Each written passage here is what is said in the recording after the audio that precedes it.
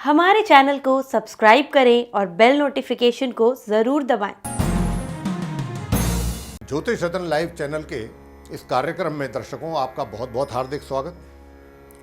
मैं हूं आचार्य पंडित सर्वदानंद शर्मा। मेरी ओर से भी आप सभी को बहुत बहुत प्यार भरा नमस्कार।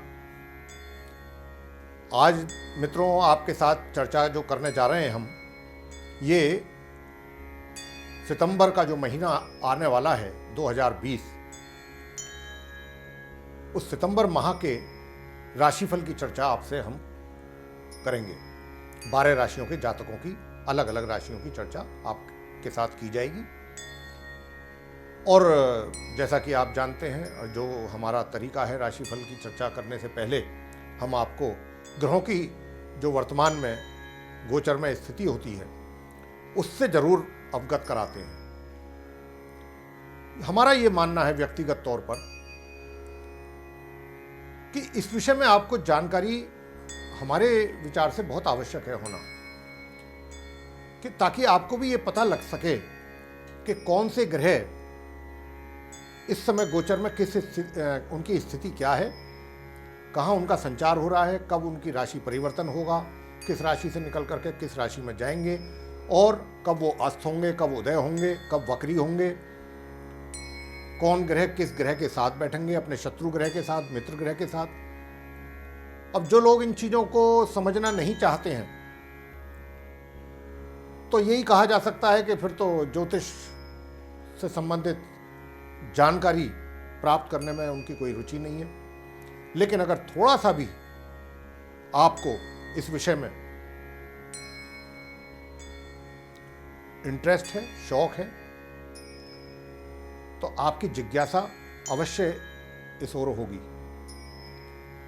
ये जानने की कि ग्रहों की स्थिति क्या है इस माह। क्योंकि मुख्यतः जो भी हम ये राशिफल की चर्चा आपके साथ करते हैं, मेष राशि से मीन राशि तक, ये इन ग्रहों का ही जो परिणाम निकल करके आते हैं स्थिति के अनुसार, उसी की चर्चा आपसे करते हैं। ये ग्रह ही तो आपको फल देते हैं। तो इसीलिए इनके विषय में जानकारी होना, मैं समझता हूं, आप सभी जातकों के लिए आवश्यक है। तो चलिए आपके साथ जानकारी साझा करते हैं और ग्रहों की गोचर में वर्तमान में स्थिति के विषय में। तो सर्वप्रथम आरंभ करेंगे सूर्यदेव से।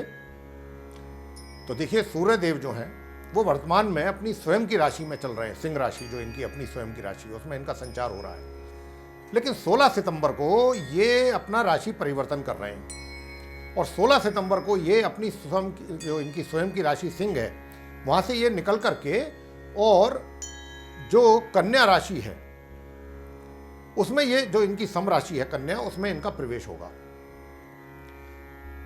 और जब ये कन्या राशि में प्रवेश कर जाएंगे तो इनकी युति जो है वो अपने सम ग्रह बुध के साथ बनेगी 22 सितंबर तक, सिर्फ 22 सितंबर तक, यानी कि 6 दिन, 7 दिन, 6 से मतलब 16 सितंबर से और 22 सितंबर तक बुध के साथ ये कन्या राशि में रहेंगे। अब क्यों रहेंगे? एक हफ्ते का ही समय ये क्यों हमने बताया? क्योंकि बुध जो है वो 22 सितंबर के बाद यहां से निकल जाएंगे। मंगल ग्रह वर्तमान में अपनी स्वयं की राशि मेष में उनका संचार चल रहा है, कर रहे हैं वो, और पूरे महीने ये अपनी इसी राशि में ही संचार करते रहेंगे। लेकिन ये 10 सितंबर को वक्री हो जाएंगे। वक्री का मतलब हम हमेशा आपको बताते हैं कि ये उल्टी चाल चलना आरंभ कर देंगे, और पूरे महीने ये वक्री ही रहेंगे अपनी स्वयं की राशि मेष में। अब आपसे चर्चा बुध ग्रह की करेंगे।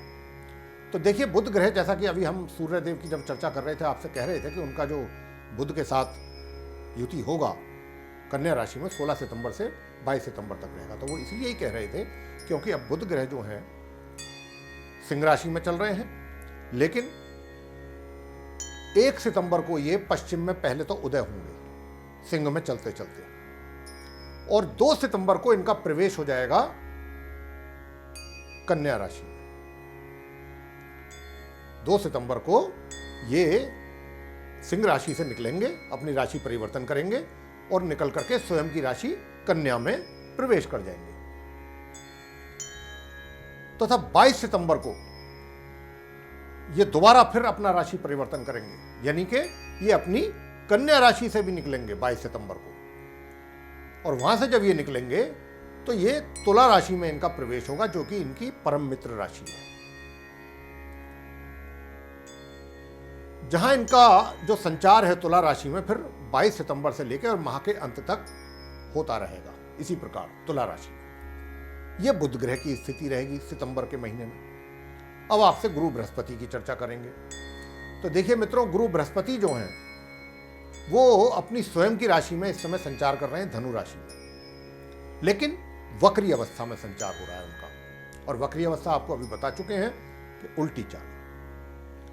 तो क्योंकि गुरु बृहस्पति उल्टी चाल चल रहे हैं और अपनी स्वयं की राशि धनु में चल रहे हैं, और उनका इस समय जो वहां पर धनु राशि में साथ है, यानी कि युति बनी हुई है, वो किसके साथ है? अपने समग्रह केतु के साथ। उनके जो समग्रह केतु हैं वो भी उन्हीं की राशि धनु में ही उन्हीं के साथ विराजमान है। केतु भी उसी राशि में संचार कर रहे हैं। तो वहां पर गुरु की जो है वो युति, लेकिन ये युति बहुत कम टाइम रहेगी। इससे पहले तो आपको हम ये बता दें, युति की बात करेंगे, इससे पहले बता दें कि गुरु बृहस्पति जो कि अभी आपको हमने कहा कि वक्री चाल चल रहे हैं, ये 13 सितंबर को, इस महीने की 13 तारीख को सितंबर की, ये मार्गी होंगे। ये दर्शकों आपके लिए बहुत शुभ समाचार है गुरु बृहस्पति की ओर से कि 13 सितंबर को ये अपना सीधा चाल चलना आरंभ कर देंगे।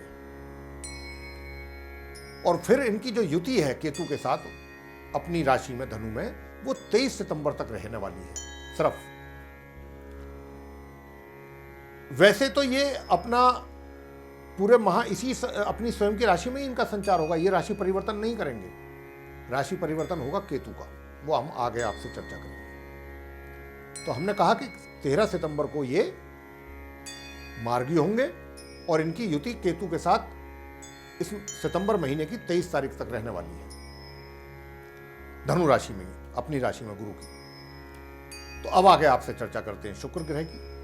देखिए, शुक्र ग्रह जो हैं वो 1 सितंबर से अपनी शत्रु राशि कर्क में प्रवेश करने जा रहे हैं, अपनी मित्र राशि मिथुन से निकल करके।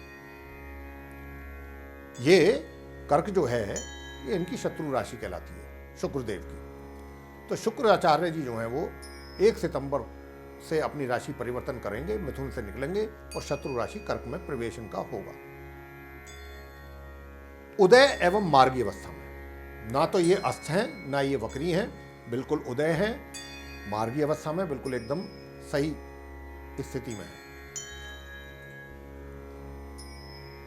और इसी महीने फिर ये दोबारा भी अपना राशि परिवर्तन करेंगे शुक्रदेव। ये इस महीने की, सितंबर महीने की 28 तारीख को ये अपनी शत्रु राशि कर्क से भी निकलेंगे और अपनी शत्रु राशि सिंह में प्रवेश करेंगे, यानी कि सूर्य के घर में प्रवेश करेंगे 28 सितंबर को शुक्र। शनि अपनी स्वयं की राशि मकर में, अपने घर में है, अपनी राशि में है, मकर राशि में है शनिदेव, लेकिन क्या है? वक्री अवस्था में है, उल्टी चाल चल रहे हैं। और पूरे माह इनका अपनी इसी राशि में ही संचार मकर राशि में चलता रहेगा। लेकिन 29 सितंबर यानी माह के बिल्कुल अंत में जाकर 29 सितंबर को ये मार्गी होने जा रहे हैं, यानी कि सीधी चाल चलना आरंभ कर देंगे। और दर्शकों, ये भी आपके लिए शुभ समाचार है। शनिदेव की स्थिति अपने घर में 29 सितंबर से काफी मजबूत होने जा रही है। बहुत अच्छे फल आप लोगों को प्राप्त होंगे शनिदेव की तरफ से। किस रूप में होंगे, कैसे होंगे, उसकी चर्चा हम अलग अलग राशि के जातकों से जो आप किसके साथ करेंगे आपको पता लग जाएगा। अब आगे आपको हम राहु के विषय में बताने जा रहे हैं कि राहु ग्रह जो है ये वर्तमान में अपनी जो इनकी उच्च राशि है मिथुन, उसमें इनका संचार हो रहा है। लेकिन इस माह की 23 तारीख को ये भी राशि परिवर्तन करेंगे और 23 सितंबर को ये अपनी उच्च राशि मिथुन से निकल करके इनका प्रवेश कहां पर होगा? अपनी परम मित्र राशि वृषभ में। यानी कि शुक्र के घर में। और लगभग 1.5 वर्ष के बाद ये अपना राशि परिवर्तन कर रहे हैं राहु। पिछले 1.5 वर्ष से ये इस मिथुन राशि में ही थे। तो राहु, मैं यहां पर एक विशेष तौर पर राहु की ही बात कर रहा हूं, बाकी 8 ग्रहों की नहीं कर रहा हूं। कि देखिए राहु जो हैं, क्योंकि मिथुन राशि में जैसा हमने कहा कि उच्च के होते हैं, तो इन्होंने मिथुन राशि के जो जातक हैं, राहु ने उनको बहुत लाभ उनसे प्राप्त हुआ है। राहु से मिथुन राशि के जो जातक हैं उनको, बाकी 8 ग्रहों की बात नहीं कर रहे हैं, सिर्फ राहु की। राहु से बहुत लाभान्वित रहे हैं मिथुन राशि के लोग पिछले 1.5 वर्ष। और कन्या राशि के लोगों को भी बड़ा लाभ प्राप्त हुआ है राहु से। अब वो आगे इनका क्या फल भिन्न भिन्न राशि के जातकों को रहेगा, उसकी चर्चा भी आपसे अभी राशि की जब करेंगे तब आपको पता लगेगा। अंत में केतु ग्रह की बात आपसे कर लेते हैं। तो देखिए केतु ग्रह, मैंने अभी कुछ इशारा किया भी था आपसे जब गुरु बृहस्पति की बात चल रही थी कि वो धनु राशि में वक्री अवस्था में संचार हो रहा है उनका, लेकिन 13 सितंबर को वो मार्गी होंगे और 23 सितंबर तक उनकी युति धनु राशि में गुरु बृहस्पति की केतु के साथ बनेगी। तो वही चीज़ अब यहाँ पर आपको मैं थोड़ा खुल के बता देता हूँ केतु के विषय में। तो देखिए जो केतु ग्रह हैं, ये वर्तमान में, जैसा कि बार बार चर्चा कर रहा हूँ मैं इस बात की, कि धनु राशि में ये संचार कर रहे हैं। धनु राशि इनकी अपनी उच्च राशि कहलाती है। गुरु सम, जो इनके सम ग्रह हैं वो गुरु बृहस्पति हैं और उनके साथ इनका संचार चल रहा है। लेकिन क्योंकि 23 सितंबर को केतु भी अपनी राशि परिवर्तन करेंगे और धनु राशि से ये निकलेंगे। और धनु राशि से जब ये निकलेंगे तो ये वृश्चिक राशि में प्रवेश करेंगे, जो कि इनकी अपनी मित्र राशि है केतु की। ये भी 1.5 वर्ष के बाद अपनी राशि चेंज करने जा रहे हैं। राहु और केतु ये दोनों एक ही साथ एक ही समय अपना राशि परिवर्तन करते हैं, आगे पीछे नहीं करते, दोनों का एक साथ होता है। ये 180 डिग्री एंगल पर रहते हैं हमेशा। तो मित्रों, ये जो हमने अभी आपसे चर्चा की है, ये उन 9 ग्रहों के विषय में की है कि जो इस सितंबर के महीने में उनकी क्या स्थिति रहेगी, इसके विषय में हमने आपसे चर्चा की है विस्तार से। अब इन 9 ग्रहों का जो हमने एनालिसिस किया है, विश्लेषण किया है, और करने के बाद ये निष्कर्ष पर पहुंचे हैं कि 12 राशियों के जातकों को किस किस रूप में ये ग्रह, 9 ग्रह क्या क्या फल देने जा रहे हैं इस माह, उसकी चर्चा अब हम आपसे करेंगे एक एक राशि की। अब हम आपके साथ चर्चा करेंगे जो तुला राशि के जातक हैं, उनका माह सितंबर 2020 कैसा रहने वाला है। और सर्वप्रथम बताना चाहेंगे कि आपके व्यवसाय की दृष्टिकोण से ये माह कैसा साबित होगा। यानी कि रोजगार में है तो रोजगार, व्यापार में है तो व्यापार। तो बताना चाहेंगे कि आप तुला राशि के जातकों पर शनि की ढैया का पूर्ण रूप से प्रभाव बना हुआ है। बना होने के कारण आपको अपने व्यवसाय यानी रोजगार या फिर व्यापार में बगैर किसी कारण के ऐसी कुछ समस्याएं भी पैदा हो सकती हैं जिनको लेकर आप तनावग्रस्त रह सकते हैं। हालांकि इस प्रकार की जो भी समस्याएं आपके कार्य क्षेत्र में आएंगी, आपको परेशान तो जरूर करेंगी कुछ समय के लिए, मगर कुछ समय बाद स्वतः ही वो समाप्त हो जाएंगी या उनका हल आपको मिल जाएगा। चाहे वह आपके अपने प्रयासों के द्वारा हो हल, या फिर किसी और कारण से। कहने का भाव यह हुआ कि नई नई और भिन्न भिन्न प्रकार की समस्याओं से आपको अपने कार्य क्षेत्र में दो चार होना पड़ेगा। लेकिन अच्छी बात यह है दूसरी तरफ कि आपको किसी प्रकार के नुकसान की भी संभावना दिखाई नहीं देती है या बहुत ना के बराबर है। वैसे इस माह आपको अपने विरोधियों से भी अधिक सावधान रहने की आवश्यकता है, क्योंकि वह पूरी उनकी कोशिश रहेगी, वो कोशिश करेंगे आपको परेशान करने की, आपके कामों को बिगाड़ने की, हर तरीके से आपको नुकसान पहुंचाने की। तो इस माह आपके पराक्रम में भी आप कुछ कमी महसूस करेंगे, ऊर्जा में आपकी कमी रहेगी। हालांकि हम आपको यहाँ पर बीच में ये सुझाव भी देंगे अपनी ओर से कि अपने इस आलसी स्वभाव को आपने अगर बदल दिया, उसको अगर हावी नहीं होने दिया आलसी स्वभाव को अपने ऊपर और परिश्रम पर बल दिया, तब आप अपने विरोधियों को भी शांत कर पाएंगे आसानी से। वैसे हम आपको ये बताना चाहते हैं कि इस माह के अंत में जाकर ग्रहों की स्थिति में परिवर्तन होने के कारण आपकी स्थिति में भी सुधार होगा। जैसे जैसे ग्रहों की स्थिति बदलेगी, आपकी स्थिति भी बदलेगी। यह माह आपसे अधिक परिश्रम एवं विरोधियों से सावधान होने के लिए ही अपेक्षा करता है। इस माह जो है, इस बात की ज़्यादा आपको ध्यान देना चाहिए, एक अपने परिश्रम पर, दूसरा विरोधियों से सावधानी पर। अगर आप इन बातों का ध्यान रखेंगे तो यह माह व्यावसायिक दृष्टिकोण से मध्यम रूप से निकल जाएगा।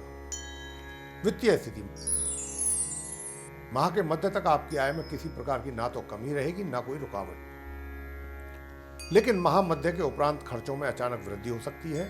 यात्राओं पर भी आपका धन व्यय हो सकता है, सुखों में आपकी कमी होगी और माह के अंत में खर्चों में और ज़्यादा बढ़ोतरी हो सकती है, अधिक। इसलिए आप अपने खर्चों को नियंत्रित करने की कोशिश करें। पहले से इस बात का ध्यान रखें कि आपके खर्चे ना बढ़ें, अन्यथा आपके वित्तीय हालात थोड़ा बिगड़ सकते हैं। आपसे प्रेम संबंधों की बात कर लें तो बताना चाहेंगे कि यह माह आपके अपने प्रेम संबंधों के लिए बिल्कुल भी सहायक नहीं है मित्रों। आप अपना पूरा फोकस अगर अपने करियर पर करेंगे तो आपके लिए बहुत उपयुक्त होगा। सारी बातों से ध्यान हटा करके अपना पूरा ध्यान अपने रोजगार या व्यापार पे लगाएं, वहां के हालातों को सुधारें, यह आपके लिए ज्यादा अच्छा रहेगा। पारिवारिक संबंध कैसे रहेंगे? पारिवारिक संबंध इस माह सामान्य रहेंगे, लेकिन माह के अंतिम पड़ाव में कुछ आपस में दूरियां बन सकती हैं। पति पत्नी के बीच संबंधों में भी आपसी दूरी की संभावना बन रही है आपस में।